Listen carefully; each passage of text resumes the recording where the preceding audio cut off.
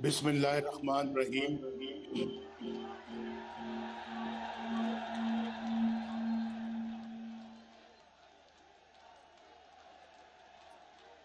मौलाना फजल रहमान साहब तशरीफ लाए, उनकी खिदमत में मेरा सलाम अर्ज करें। मैं उन्हीं का इंतज़ार कर रहा था, तो अब मैं आपसे मुखातिब होता हूँ।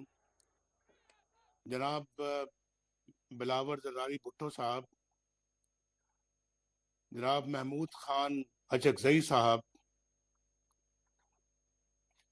प्रोफेसर साजिद मीर साहब, डॉक्टर मोहम्मद मालिक साहब,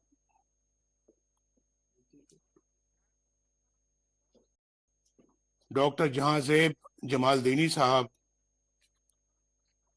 मियाँ इफ्तिखार खान साहब, जनाब अवैस नूरानी साहब, जनाब अहमद नवाज जदून साहब, जनाब शाहिद खाकान अब्बासी साहब, मरियम नवाज शरीफ साहिबा और स्टेट सेक्रेटरी खुरम दस्तगीर साहब, और मेरे बहुत ही प्यारे गुजरांवाला के भाइयों, बहनों और बुजुर्गों, अस्सलाम वालेकुम।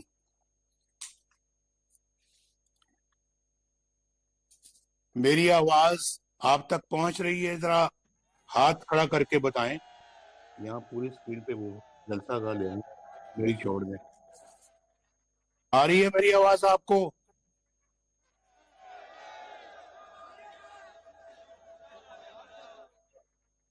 आपको मालूम है कि मेरा आपके साथ क्या रिश्ता है? को वाला वालों, आपको मालूम है कि नवाज शरीफ का आपके साथ क्या रिश्ता है?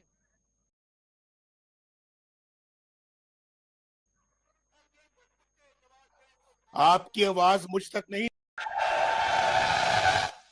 ये ठीक था।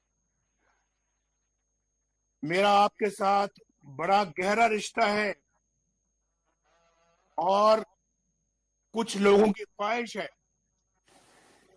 कि मेरी आवाज आप तक ना पहुंचे और आपकी आवाज मुझ तक ना पहुंचे, लेकिन वो अपने मकासद में, अपने मजमूम मकासद में नाकाम रहेंगे, क्योंकि मेरा आपके साथ बड़ा गहरा रिश्ता है, बड़ा अनमोल रिश्ता है। और मैं जब भी गुजरांवाला आया, मुझे आप लोगों ने बड़ी मोहब्बत दी, और आज तो आपने गुजरांवाला ने कमाल कर दिया है, कमाल। मैं इस मोहब्बत की गरमाइश हजारों मील दूर महसूस कर रहा हूं। गुजरांवाला ने हमेशा नवाज शरीफ के साथ वालेहाना मोहब्बत की है। आज तो आप बेमिसाल मोहब्बत का सबूत दे रहे हैं। और आज आपको मालूम है, आज आपको मालूम है कि 3 साल के बाद आज मैं आपसे मुखातिब हो रहा हूं। इन 3 सालों में बहुत कुछ बदल गया। मैं जिन चेहरों को हंसता मुस्कुराता छोड़कर गया था, वो चेहरे आज मुझे उदास नजर आ रहे हैं। मैं अपनी माओ, बहनों, बेटियों के चेहरों पर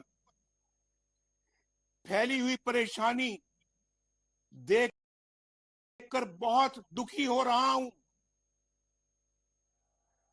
क्या बताऊं, दिल तो चाहता है कि नवाज शरीफ आपके दरमियान आकर बैठे, आपसे कहे कि मुझे अपने दिल का हाल सुनाओ, कुछ मेरी सुनो, कुछ अपनी सुनाओ और आपसे पूछूं कि वो चमकते जमकते चेहरे जो मैं छोड़कर आया था कहां चले गए? उन चेहरों की रौनकें कहां चली गईं? और आप किस हाल में हैं? मुझे बताएं, आप किस हाल में हैं? आप पर क्या बीत रही है? वक्त कैसे गुजर रहा है? अपने बाल बच्चों की सुनाओ,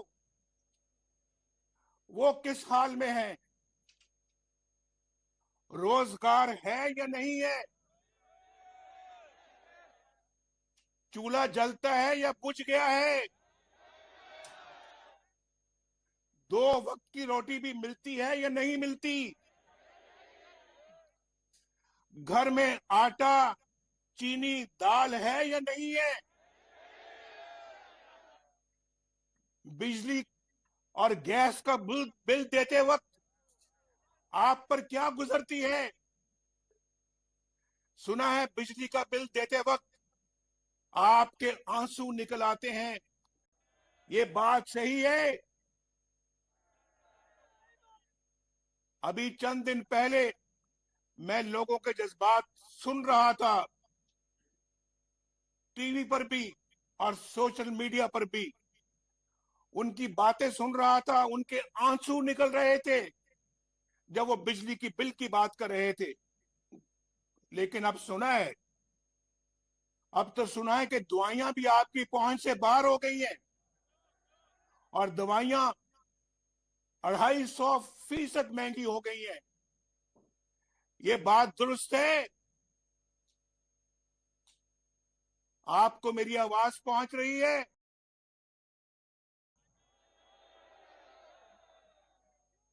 आज गरीब और बीमार आदमी कहां से अपना इलाज करवाता है? कैसे इलाज करवाता है? नारा जो तकबीर। देखो देखो कौन आया, देखो देखो कौन आया, मुक्या तेरा सोनियाजी, मुक्या तेरा सोनियाजी,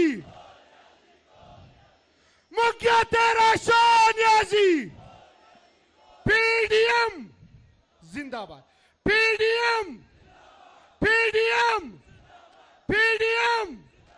खादे मिल्लत इस्लामी हजरत मौलाना फजलुर रहमान, बिलावल भुट्टो साहब, मरियम नवाज साहिबा।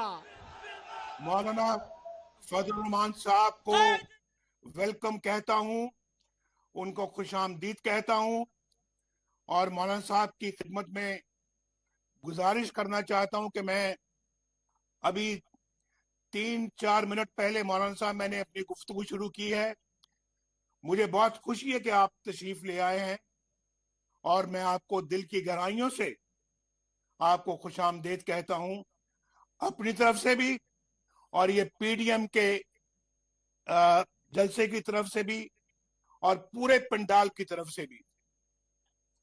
तो मैं बात कर रहा था कि आज तो दवाइयां भी पहुंच से बाहर हो गई हैं और गुर्दे के मरीज, गरीब मरीज डायलिसिस भी नहीं करा सकते, जो हमारे जमाने में मुफ्त था। और आज सुना है कि 5,000 रुपए वसूल किए जाते हैं। इन परेशान हाल गुर्दों के मरीजों से ये किधर जाए? इस महंगाई के तूफान में तो आज बच्चों को स्कूल भेजने के लिए भी आपके पास पता नहीं फीस है या नहीं है। इलाज कहां से कराएंगे? और बच्चों की किताबों और कपड़ों के लिए पैसे हैं या नहीं है? अभी सर्दियां आ रही हैं, उनके लिए गर्म कपड़ों के लिए आपके पास पैसे हैं या नहीं है? मुझे जरा बताएं, ये पता लगना चाहिए मुझे। और जो लोग किराए के मकान में रहते हैं वो आजकल किराया कहां से दे रहे हैं? गरीब बेटियों की शादियां कैसे हो रही हैं? सुना है सोने की कीमत 1,10,000 रुपए तोला हो गई है। कोई मुझे बताएगा कि बच्चियों के हाथ कैसे पीले होंगे, कैसे वो अपनी शादी रचा सकेंगे। रुपए की कदर मिट्टी में मिल गई है, मिट्टी में। और जैसे जैसे रुपए की कीमत गिरती है, हर पाकिस्तानी गरीब से गरीब तर होता चला जाता है। बाजार में 100 रुपए लेकर जाने वाला शख्स मुझे बताए कि 100 रुपए में क्या मिलता है, 100 रुपए में कुछ आता भी है या कुछ खरीदा भी जाता है या नहीं। और फिर मुझे बताएं कि मेहनत कशों का क्या हाल है, जिनकी आमदनी 20,000 रुपए या उससे कम है, वो कैसे जिंदगी गुजार रहा है, वो कैसे गुजारा कर रहा है। जो कहते थे हम 1 करोड़ नौकरियां देंगे, उन्होंने तो 1.5 करोड़ लोगों को बेरोजगार कर दिया है।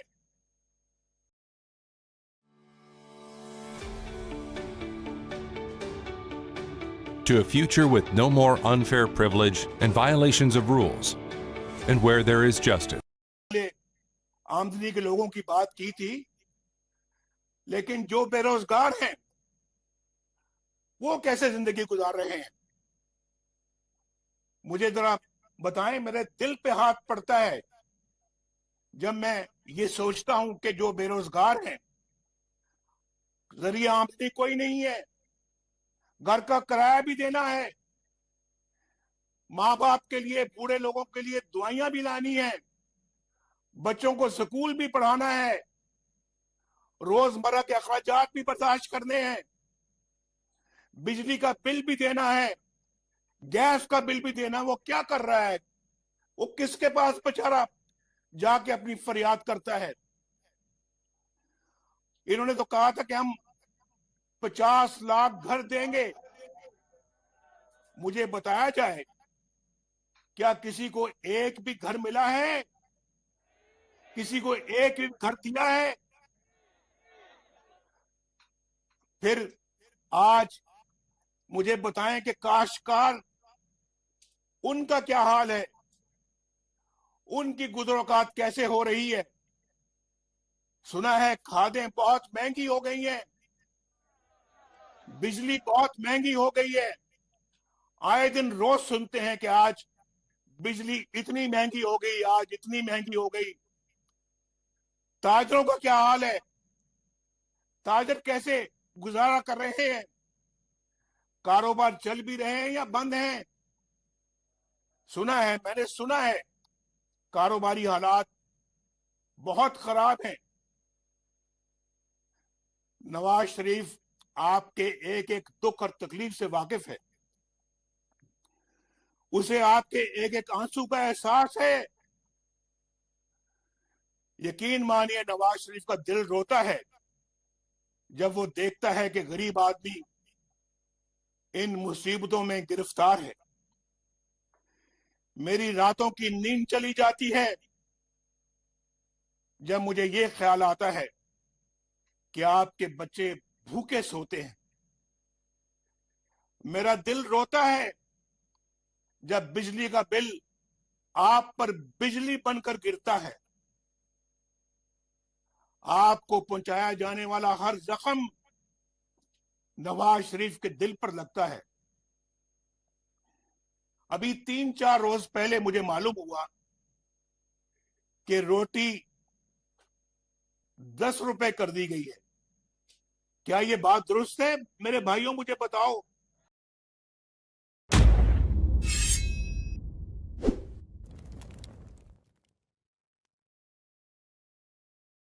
70 साल लगे आटे को 35 रुपए किलो तक आते आते, यानी 71 सालों में आटा जो है वो 35 रुपए किलो तक पहुंचा, और सिर्फ पिछले 2 सालों में ये 35 से 75 रुपए हो गया है। मुझे बताएं, कि कहां 75 साल, कहां 71 साल, और कहां सिर्फ ये 2 साल। और आज मुझे बताएं कि किस तरह से गरीब गुजारा करता है एक मजदूर या बेरोजगार। एक वक्त में 2 रोटियां भी खाए तो महीने के 1200 रुपए कहां से लाए? और जिसके घर में 6 लोग हों खाने वाले, वो 7,000 रुपए सिर्फ रोटी के लिए, सिर्फ रोटी के लिए कहां से लेकर आएगा? जबकि दालें और सब्जियां भी इस कदर महंगी हो गई हैं कि वो पहुंच से भी बाहर हो गई हैं। जब बच्चों की स्कूल फीस अदा करने का वक्त आता है, यहां बैठे हुए हैं आप, बहुत सारे बच्चों के बाप यहां पर बैठे हुए हैं, तो जब अपने बच्चों की स्कूल फीस अदा करने का वक्त आता है तो बाप को समझ नहीं आती कि बच्चों की तालीम जारी रखे या उनके मुंह में नवाला डाले, उनके मुंह में खाना डाले। इस हुकूमत ने गरीब अवाम को जीते जी मार दिया है। न जाने किस मुंह से ये लोग मीडिया पर आते हैं, बेशर्मी के साथ इधर उधर की कहानियां सुनाकर चले जाते हैं। आप रोज ये तमाशा देखते हैं टेलीविजनों के ऊपर। भाई, आपको गुजरांवाला के मेरे भाइयों, आपको मालूम होना चाहिए, मैं आपसे पूछता हूं, इन तमाम मुसीबतों का जिम्मेदार कौन है? इस सारी तबाही का मैं किसके साथ इल्जाम दूं? गुजरांवालों के मेरे भाइयों साथियों, इस बर्बादी पर अवाम किसका गिरेबान पकड़े? इमरान नियाजी का या फिर उसके लाने वालों का? इसका जवाब आप भी सोच समझ कर दें। इमरान नियाजी का या फिर उसके लाने वालों का गिरेबान पकड़े? किसका गिरेबान पकड़े? मैं किसके हाथ पे अपना लहू तलाश करूं? आप बताएं, गुजरांवाला के भाइयों और बहनों, असल कसूरवार कौन है? आपका वोट किसने चोरी किया? इलेक्शनों में किसने धांधली की? पोलिंग एजेंटों को किसने निकाल बाहर किया? जो वोट आपने डाला था वो किसी और के डब्बे में कैसे पहुंच गया? किसने पहुंचाया? किसने पहुंचाया? आपके वोटों पर 2-2 मोहरें किसने लगाई? और फिर रात के अंधेरे में आरटीएस किसने बंद किया? नताइज, इलेक्शनों के नताइज क्यों रोके रखे गए? बताएं मुझे, आप क्यों रोके रखे गए? इसका जवाब चाहिए हमें। क्यों बैन अवी इदारों ने इलेक्शन की शफाफियत पर उंगलियां उठाई और हारी हुई पीटीआई को किसने जितवाया? वोट आपकी एक मुकद्दस अमानत है। आपकी इस अमानत में किसने खयानत की? मुझे पता लगना चाहिए और आपको भी पता लगना चाहिए। ये हमारा सवाल है, इसका जवाब हम लेकर छोड़ेंगे। किसने सिलेक्टेड हुकूमत बनवाने के लिए हॉर्स ट्रेडिंग का बाजार दोबारा गर्म किया? और किसने अवाम के इंतखाब को रद्द करके अपनी मर्जी की हुकूमत बनाई? नालायक और नाहिल इमरान नियाजी को किसने वजीर आजम बनाया? बताएं, किसने बनाया? गुजरांवाला वालों, बताओ, उंगली किसकी तरफ उठती है? किसकी तरफ उठती है उंगली? बताओ। आप बताएंगे या फिर मैं बताऊं? और डरेंगे नहीं आप। अगर डरेंगे, जो डर गया वो मर गया। डरना नहीं है, और गुजरांवाला के अवाम तो वैसे कभी नहीं डरते। गुजरांवाला के अवाम तो बड़े दिलेर लोग हैं, जुर्रतमंद हैं, शेर हैं, शेर। आज आप गीदड़ नहीं है, आप गाय भैंसे नहीं है, आप भेड़ बकरियां नहीं है कि जिधर कोई हांकेगा आप हांके जाएंगे, जिधर कोई चलाएगा आप चलते जाएंगे। आप बाज़मीर लोग हैं, बाज़मीर। आप अपना जमीर कभी नहीं बेचेंगे। आज खड़े होना होगा, आज उठना होगा। जिसने पाकिस्तान के साथ या आपके साथ ये जुल्म किया है, उसके खिलाफ सीसा पिलाई हुई दीवार बन के आपको खड़ा होना होगा। और इसका आगाज गुजरांवाला के अवाम आज करेंगे इंशाल्लाह। और ये लहर पूरे पाकिस्तान में फैलेगी। बोलो गुजरांवाला वालों, आप इसका आगाज यहां से करोगे आज? जरा जोर से बताओ कि आवाज टीवी की तरह कम आ रही है। आप मुझे बताएं, हमारे दौर में हालात पिछले 73 साल से मुतवातर मुल्क के हालात खराब होते जा रहे हैं। हमारे दौर में हालात अच्छे हो रहे थे, लेकिन अदम सरकार ने करके रख दिया गया। मैशत को संभलने नहीं दिया। बात करो आज से 3 साल और आवाम की कमर तोड़कर रख दी। उसको इसकी क्या वजह? इस सियासी अदम इस्तेकाम ने मैशत को संभलने नहीं दिया और आवाम की कमर तोड़कर रख दी।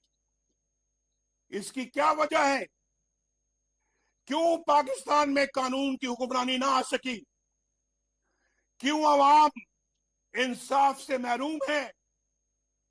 कई लोग क्यों इंसाफ हासिल करने की तगोदो करते रहे, दुनिया से रुखसत हो गए, और दूसरी तरफ एक मखसूस तबका, उसकी तरफ कोई आंख उठाकर नहीं देख सकता। क्यों आइन को तोड़ने वाले, क्यों आइन शिकन दंदनाते फिरते हैं, लेकिन उनसे कोई पूछने की जुर्रत नहीं कर सकता। ये दोहरा मेयार ये पाकिस्तान में नहीं चलेगा। अब ये नहीं चलेगा और ना हम चलने देंगे इसको। गुजरांवाला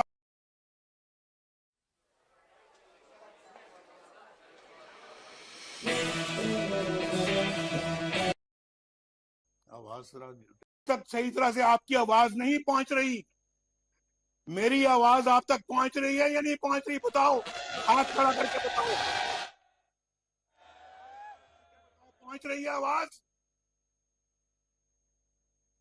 पहुंच रही है? आप तो ठीक है, मुझ तक नहीं पहुंच, अच्छी बात है। मेरी भी पहुंच रही है, मुझे बताओ। ठीक है, अच्छी बात है। पे मुझे बताओ कि यहाँ पे एक डिक्टेटर को आइन शिकनी पर सजा मिली, लेकिन उस अदालत को भी उड़ा दिया गया हवा में। और दूसरी तरफ आपके मुंतखब नुमाइंदों से हमेशा बुरा सलूक किया जाता है। क्यों आपके मुंतखब वज़ीर आज़म के साथ तज़हीक आमेज़ सलूक किया जाता है? क्यों उन्हें काम नहीं करने दिया जाता? क्यों मुंतखब वज़ीर आज़म को क्यों जगह जगह उनके रास्ते में रोड़े अटकाए जाते? क्यों जगह जगह उनके रास्ते में रोड़े अटकाए जाते हैं? कभी धरना करवाकर रास्ता रोका जाता है, कभी डॉन लीक्स बनाकर, और कभी रिजेक्टेड कहकर वजीर आजम के अहकामात को रद्द कर दिया जाता है। मैं हैरान होता हूं कि जितना वक्त इन आइन तोड़ने वालों ने साजिशों पर जाय किया, उसका आधा वक्त भी अगर दिफा पर सर्फ किया जाता तो मुल्क बहुत सी कबातों से बच जाता। उसके बाद क्या होता है? उसके बाद पनामा की साजिश होती है। पनामा का कोई और मकसद नहीं था, सिर्फ एक, कि मुल्क को कमजोर करना और हुकूमत को गिराना, नवाज शरीफ को निकलवाना, नवाज शरीफ को डिस्क्वालीफाई करना।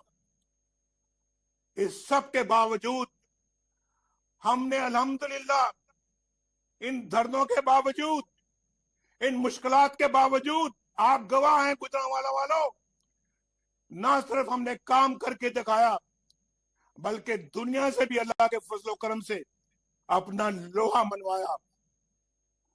अल्हम्दुलिल्लाह, हमने सस्ती बिजली बनाकर पाकिस्तान को अंधेरों से निकाला, मुल्क में अमन कायम किया, दहशतगर्दी खत्म की, कारोबार चलना शुरू हो गया और गुर्बत और बेरोजगारी खत्म होना शुरू हो गई। अस्पताल, स्कूल और यूनिवर्सिटियां बन रही थी, मोटरवेज और हाईवेज बन रहे थे। आज बलूचिस्तान से, सिंध से, केपीके से, पंजाब से और वहां से भी, चित्राल से भी लोग आए हैं, इस जलसे में आए हैं, कायदीन आए हैं, और हमारे कायदीन के साथ उनके वर्कर्स भी आए हैं। पूछें कि माशाल्लाह मोटरवे पेशावर से लेके तो सिंध तक पहुंच गई है, उधर बलूचिस्तान में हाईवेज पे तामीर हो रही है, वहां पे जो टनल हमारी चित्राल वाली जो है लवारी टनल, वो बन गई है, हजारा मोटरवे बन गई है। ये सब काम अल्लाह के फजलो करम से हमने अपने ये 3-4 सालों में किए। बिजली के इतने बड़े बड़े कारखाने लगा दिए, ये सारा काम किया, और अल्लाह के फजलो करम दिया जाता, आज पाकिस्तान तरक्की का एक मरकज बन चुका होता इस खिते में। पाकिस्तान की तरक्की को दुनिया तस्लीम कर रही थी, दुनिया। पाकिस्तानी रुपया दूसरी तमाम करेंसियों में इस खिते में मुस्तहकम था। अगले 10 साल में पाकिस्तान का शुमार दुनिया की 20 बड़ी इकोनॉमीज में होने की पेशगोई की जा रही थी, और खुद बैन अवी इदारे भी ये कह रहे थे। वर्ल्ड बैंक और IMF भी पाकिस्तान की तरक्की को तस्लीम कर रहे थे। ये तरक्की, अफसोस अफसोस दर अफसोस, ये तरक्की अवाम का मैंडेट चोरी करने वालों को रास नहीं आई। उनसे बर्दाश्त नहीं हुआ कि नवाज शरीफ अपने मिशन में कामयाब हो जाए और वोट को इज्जत मिल जाए। नवाज शरीफ अकेला नहीं था, हमारे PDM के लीडर्स भी बहुत सारे नवाज शरीफ के साथ थे, उस हुकूमत में उनका भी हिस्सा था।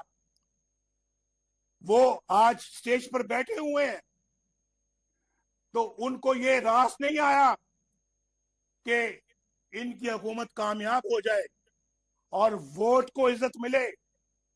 आपने 2-2.5 साल इन लोगों को भुगता है। आज आपको मालूम हो चुका है गुजरांवाला के मेरे दोस्तों, कि वोट को इज्जत हो की क्या अहमियत है, वोट को इज्जत हो किसको कहते हैं। आज आपको इसका एहसास हो रहा है या नहीं हो रहा? मुझे आवाज देकर बताओ।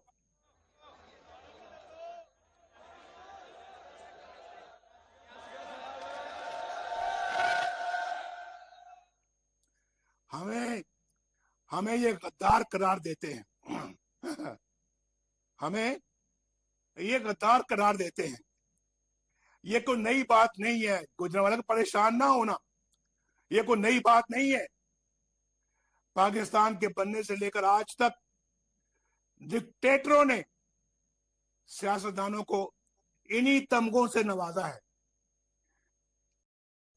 कभी माजरे मिल्लत फातिमा जना को गद्दार करार दिया गया, कभी हुसैन शहीद सोहरवर्दी को गद्दार ठहराया गया, कभी बाचा खान और मौलवी फजल हक मुल्क दुश्मन करार पाए, कभी मरी, कभी मैंगल और कभी बजंजो गद्दार बने। और जब ये इल्जाम मशरकी पाकिस्तान में शेख मुजीबुर रहमान पर लगाया गया तो उसके नतीजे में मशरकी पाकिस्तान बांग्लादेश बन गया। और आपने देखा अपनी आंखों से कि ढाका में जनरल न्याजी ने हुकूमत ढाका में जनरल न्याजी ने दुनिया की तारीख में पहली बार खुलेआम इंतहाई जिल्लत आमेज तरीके से हथियार डाले। लेकिन गद्दार कौन है? सियासतदान। गद्दार कौन है? नवाज शरीफ। गद्दार कौन है? मोहतरमा बेनजीर भुट्टो। गद्दार कौन है? वली खान। गद्दार कौन है? अकबर बुक्टी या फिर महमूद खान अचकजई, जो हमेशा दस्तूर और आइन की बात करता है। और कौन गद्दार है? ये सब लोग जो स्टेज पर बैठे हुए हैं, सब कायदीन, सब गद्दार है, क्योंकि ये आइन और कानून की बात करते हैं। और मुहिब्बे वतन कौन है? मुहिब्बे वतन कौन है? जिन्होंने आइन को तोड़ा, जिन्होंने आइन को रोंद डाला, जिन्होंने मुल्क को दो टुकड़े कर दिया। ये सब मुहिब्बे वतन है। मेरे गुजरांवाले के भाइयों और बहनों, तारीख और हकायक बड़े तल्ख हैं, लेकिन पाकिस्तान एक अमन पसंद मुल्क है। हम अमन चाहते हैं, लेकिन खुददारी के साथ, बराबरी के साथ और मुल्क के अंदर भी इज्जत नफ्स के साथ रहना चाहते हैं। हम जमीर के खिलाफ काम करने वाले लोग नहीं हैं, बाजमीर लोग हैं, बेजमीर लोग नहीं हैं हम। और फिर मुल्क से बाहर भी, इसलिए जब भारत ने 5 एटमी धमाके किए तो हमने उसका जवाब 6 एटमी धमाकों से दिया। लेकिन जब उन्होंने अमन की बात की तो हमने हमेशा मुस्बत जवाब दिया। हमारे दौर में भारत के वजीर आजम पाकिस्तान आए, आपने अपनी आंखों से देखा। और वजीर आजम वाजपेयी मीनारे पाकिस्तान गए और वहां जाकर अपने हाथ से पाकिस्तान के बारे में इंतहाई उम्दा अल्फाज तहरीर किए। कोई जाके विजिटर्स बुक को जाके पढ़े, उसे भारत को पढ़े और फिर बताए कि क्या वो पाकिस्तान बेहतर था या आज का पाकिस्तान। क्यों आज दुनिया हमारी बात सुनने को तैयार नहीं है? क्यों हम एक बार इस कदर खो चुके हैं कि हमारे करीबी दोस्त ममालिक भी आज हमारे साथ नहीं है? सऊदी अरब, जो हमारा बहुत काबिल एतमाद दोस्त है, भाइयों से बढ़कर भाई है, क्यों हमने उसे इतना खफा कर दिया कि वो आज हमसे बात करने को तैयार नहीं है? तमाम तर अक़वाम मुत्तहिदा की करारदादों के होते हुए भी क्यों हम आज निहत्ते कश्मीरियों पर होने वाले मजालिम के खिलाफ आवाज उठाने के काबिल नहीं है? भारत ने यकतरफा तौर पर कश्मीर को अपना हिस्सा करार दे दिया। क्यों हम एक करारदाद भी पेश नहीं करवा सके? उल्टा अपने ही वजीर आजम आजाद कश्मीर पर गद्दारी का मुकदमा दर्ज करा दिया। ये क्या है? क्या ये आपको जमीर फरोशी कबूल है? ये कश्मीर फरोशी क्या ये आपको कबूल है?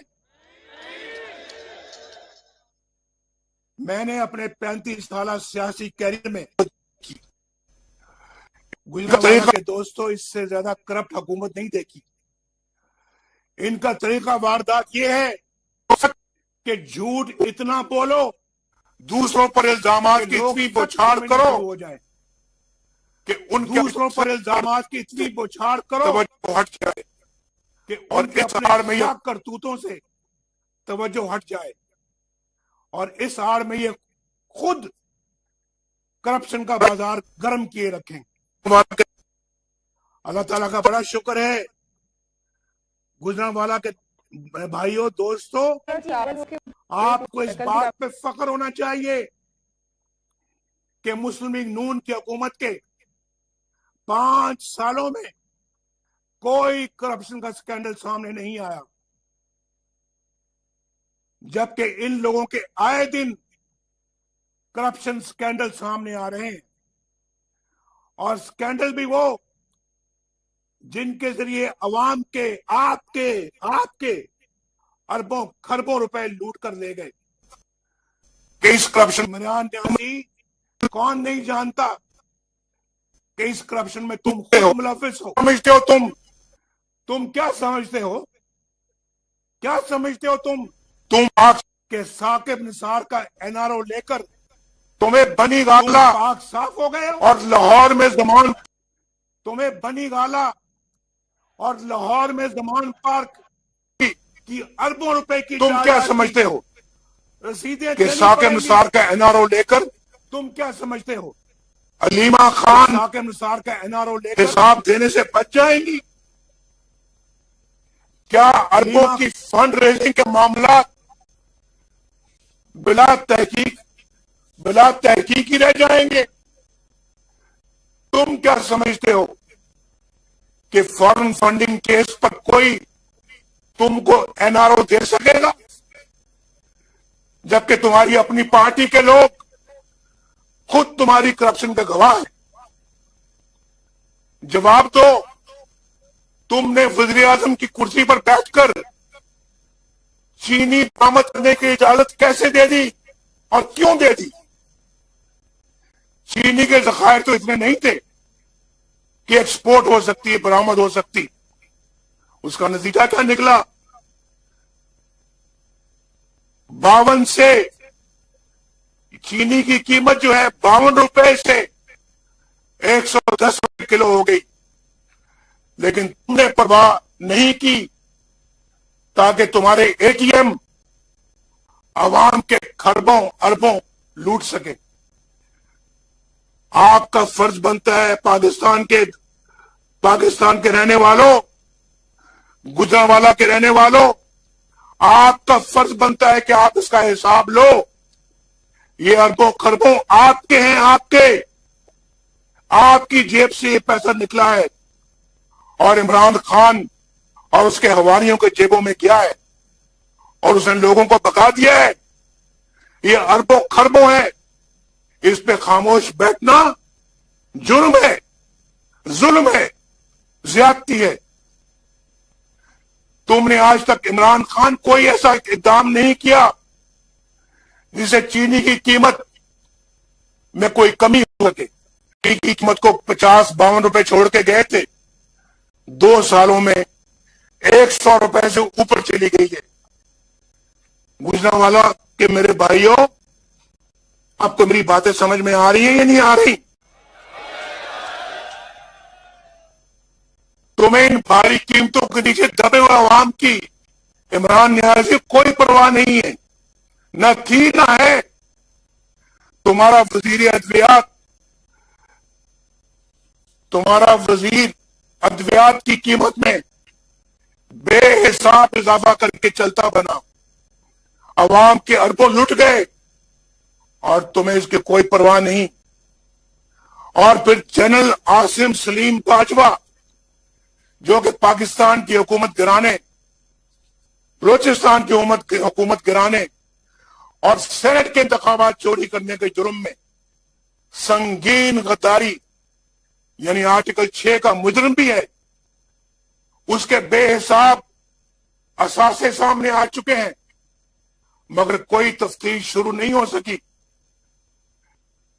इस हुकूमत के होते हुए शायद होगी भी नहीं। नैब का वतीरा तो इल्जाम और सबूत के बगैर ही उठाकर ले जाना है। ये शख्स क्यों खुलेआम दंदनाता फिर रहा है?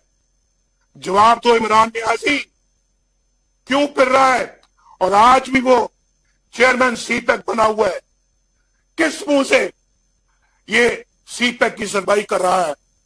और उसकी तनख्वाह 35 लाख रुपए माहाना है।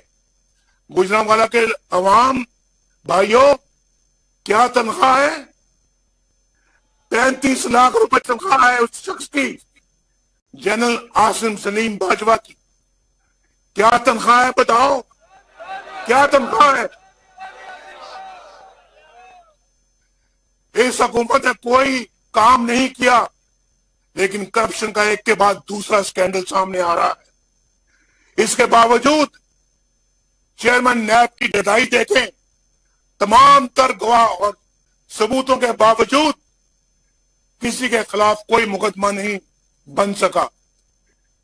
नैब एक डिक्टेटर का बनाया हुआ काला कानून है, मुशर्रफ का बनाया हुआ काला कानून है, जिसका मकसद सियासी इख्तिलाफ राय को कुचलना है। लेकिन जावेद इकबाल और उसके साथियों ने तो तमाम हदें पार कर ली। उन्हें सुप्रीम कोर्ट और दीगर अदालतों और फिर गैर मुल्की और गैर मुल्की इदारों की जानिब से की गई तनकीद की भी कोई परवाह नहीं है। उनका इंतकामी एजेंडा खत्म होने को ही नहीं आता। शहबाज शरीफ, हमजा शहबाज शरीफ, खुर्शीद शाह, मीर शकीलुर रहमान और ऑपोजिशन के दीगर रहनुमा आज भी पाबंदे सलासल हैं। उनको या खुद आपको भी यह मालूम नहीं कि उनका जुर्म क्या है। और जावेद इकबाल, कब तक आप एक मफाद प्रस्त टोले के मफादात के मुहाफिज बनकर बैठे रहोगे? कब तक उनके इंतजामी डंडे पर अमल करते रहोगे?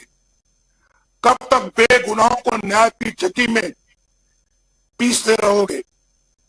कब तक तुम इमरान नियाजी और आसिम बाजवा जैसों की करप्शन को तहफ्फुज देते रहोगे? याद रखो, तुम्हारा भी यौम हिसाब आएगा और बहुत जल्द आएगा। ये गुजरांवाला का जलसा, ये कायदीन, ये सब गवाह है इंशाल्लाह। आइन से इजराफ सिर्फ माशाल्लाह की शक्ल में नहीं होता। हर आइन शिकनी इंतहा दर्जे की संगीन होती है। लिहाजा जब जबरदस्ती मीडिया का मुंह बंद कर देते हैं, ये भी आइन शिकनी है। जब आप केबल ऑपरेटर्स को हरासा करके अपनी मर्जी के चैनल चलवाते हैं, तो ये भी आइन शिकनी है। जब आप जजों से जबरदस्ती मनपसंद फैसले लिखवाते हैं, तो ये भी आइन शिकनी है।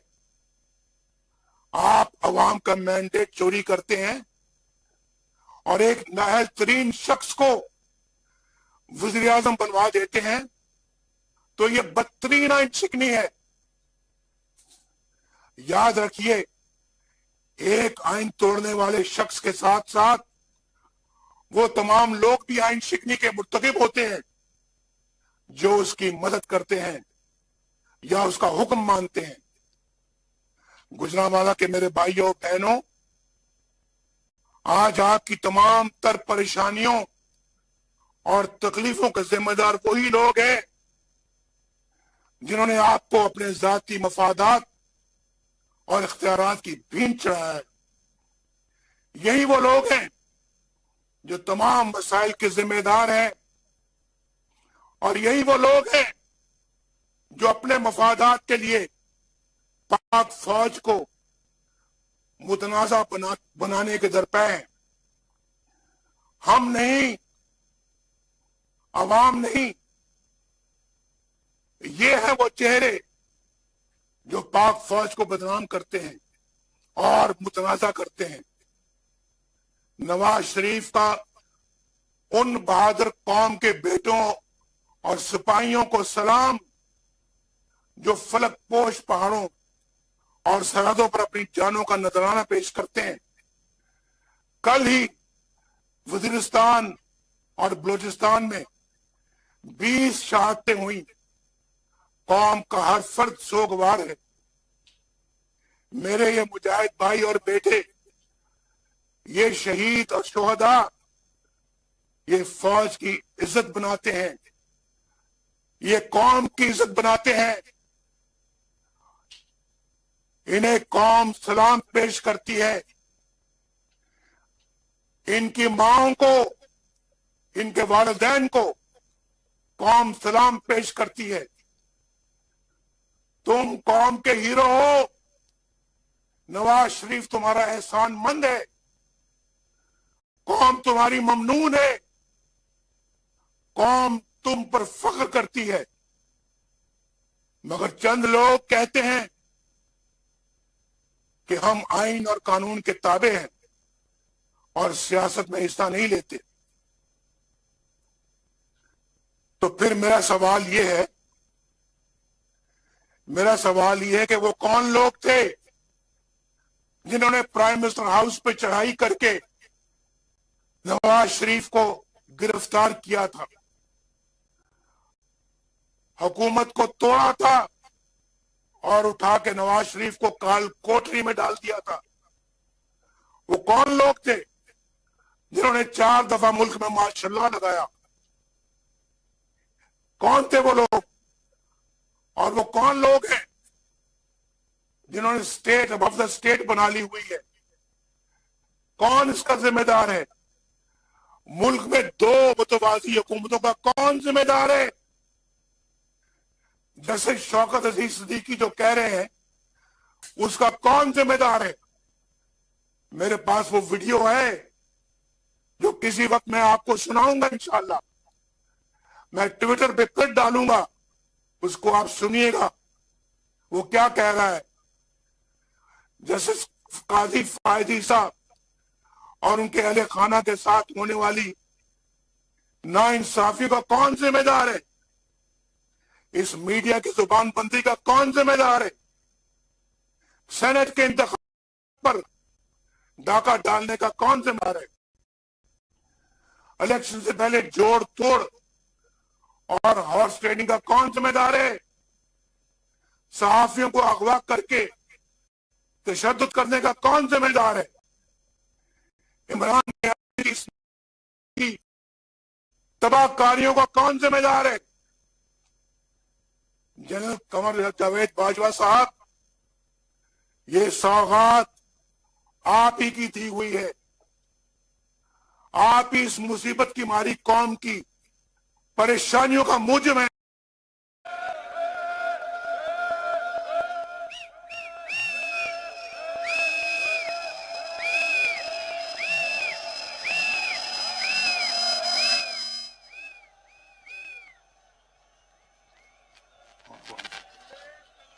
जनरल कमर जावेद बाजवा साहब, आपने हमारी अच्छी भली चलती हुकूमत को रुखसत करवाया और मुल्क और कौम को अपनी ख्वाहिशात की भीन चढ़ाया। मेंबरान पार्लियामेंट की खरीदो फरोख्त, जिससे हम अरसा दराज से जान छुड़ा चुके थे, दोबारा आपने शुरू करवाई।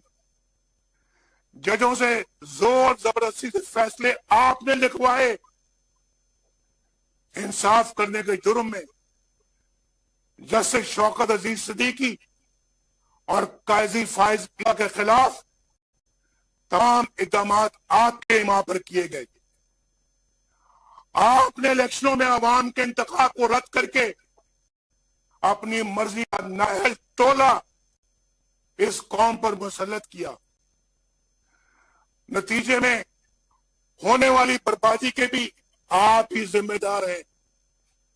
जनरल बाजवा साहब, जवाब आपको ही देना पड़ेगा। आपको बिजली का बिल बिजली बनकर बिजली का बिल बिजली बनकर गरीब पर गिर रहा है। बाजवा साहब, जवाब आपको देना होगा। दवाई ना मिलने से मेरे पाकिस्तान का गरीब मर रहा है। बाजवा साहब, जवाब आपको देना होगा। गरीब की रोटी 10 रुपए की हो गई है। बाजवा साहब, जवाब आपको देना होगा। इन गरीबों के बहते हुए आंसुओं के जिम्मेदार आप हैं। बाजवा साहब, आप इन गरीबों के बहते हुए आंसुओं के जिम्मेदार आप हैं। जवाब आपको देना होगा। इन हंसते मुस्कुराते चेहरों पर उदासी है, वीरानी है, परेशानी है। बाजवा साहब, जवाब आपको देना होगा। 1.5 करोड़ लोग बेरोजगार हो चुके हैं। बाजवा साहब, जवाब आपको देना होगा। आटा और चीनी चोर अवाम के सैकड़ों अरब रुपए लूट कर चलते बने और हुकूमत ने कीमत काबू में लाने के लिए कुछ नहीं किया। बाजवा साहब, हिसाब आपको देना होगा। आपको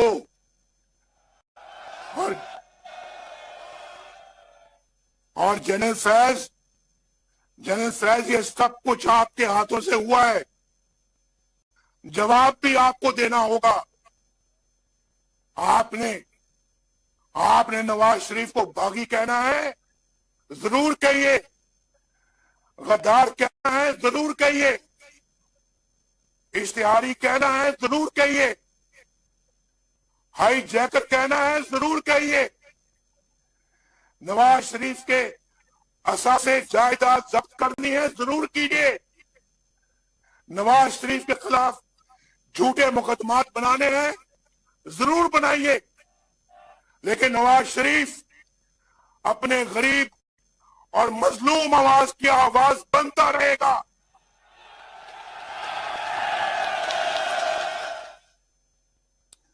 नवाज शरीफ आपके वोट को इज्जत दिलाकर रहेगा इंशाअल्लाह।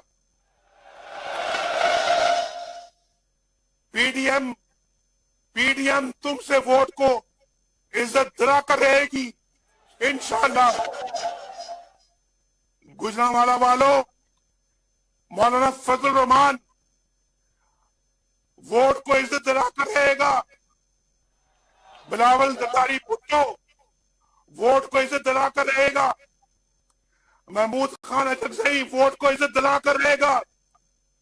साजिद मीर, डॉक्टर मालिक, जहांगीर जमालदीनी वोट को इज्जत दिलाकर रहेंगे। मियां इफ्तिकार, अवैस दुरानी, अहमद नवाज जदून, मरियम नवाज शरीफ, शाहिद खकान अब्बासी वोट को इज्जत दिलाकर रहेंगे। और गुजरांवाला वालों,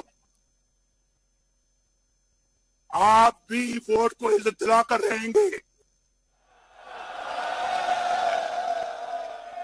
क्या गुजरांवाला वाले इस जदोजहद में मेरा साथ दोगे?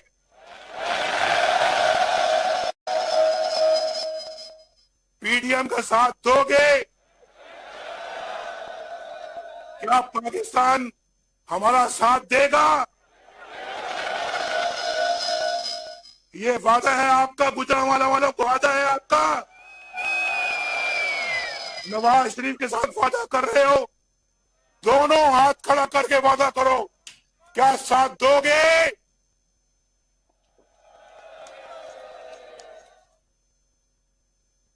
पाकिस्तान पाइंदाबाद।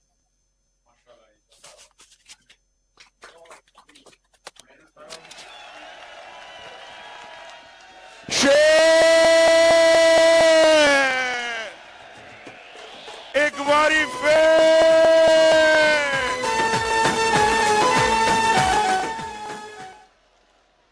मुझे बहुत खुशी है, मेरे प्यारे भाई हैं